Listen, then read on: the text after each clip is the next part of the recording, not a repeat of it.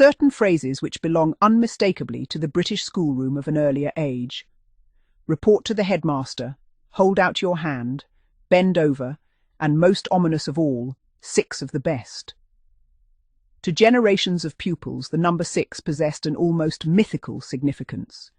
It was generally understood to represent the severest ordinary corporal punishment that a school could impose without resorting to suspension or expulsion.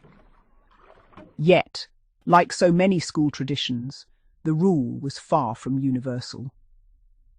Some education authorities prescribed 6 strokes as a maximum, others permitted 8.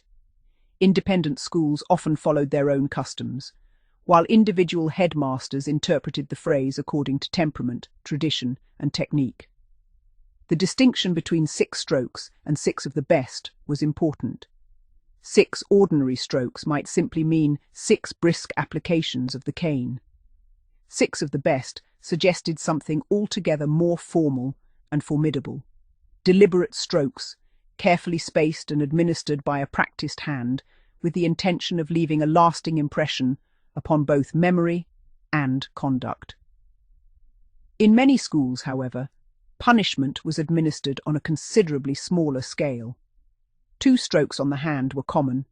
A repeated offence might earn 2 on each hand. 3 or 4 strokes were regarded as serious, while 6 remained the punishment spoken about in corridors, but seldom witnessed. One former pupil recalled that 2 strokes on the left hand were the usual penalty at his school. Persistent offenders received 2 on each palm, but he never knew anyone to receive the full 6. The scarcity of the maximum punishment only increased its reputation. Boys discussed it in the playground in the same manner that soldiers might discuss some distant battlefield, with exaggeration, nervous humour, and considerable relief that they themselves had not yet been sent there. The threat alone could be effective. A boy who had received 4 strokes might be warned that the final one had been delivered with the force reserved for more serious cases.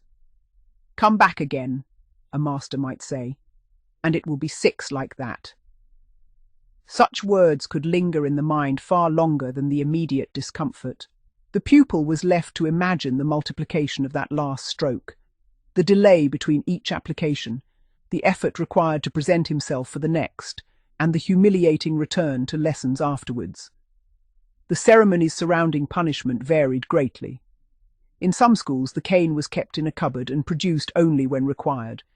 In others, it lay permanently upon the headmaster's desk, an object of silent authority. Pupils summoned to the study found it impossible not to look at it. One group of 5th form boys remembered waiting outside their headmaster's room after becoming involved in a collective misdemeanour. They stood in a line, listening for movement beyond the door and attempting, unsuccessfully, to appear unconcerned. Once admitted, they received a severe lecture while the cane remained conspicuously visible at one side of the desk. They were then ordered to line up against the wall.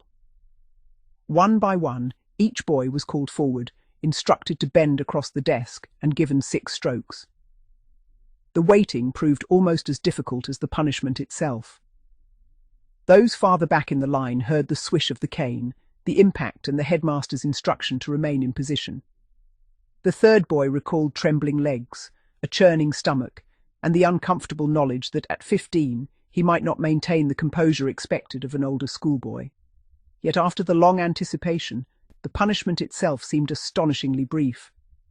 Within minutes, all 5 boys had been dismissed.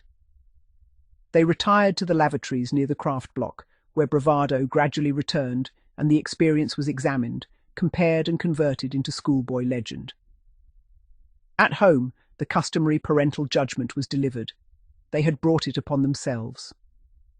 Such was the moral climate of the period. The effectiveness, fairness, and humanity of corporal punishment might be debated, but many parents regarded school discipline as the school's affair. A pupil who complained of having been caned was often asked not what the teacher had done, but what he had done to deserve it.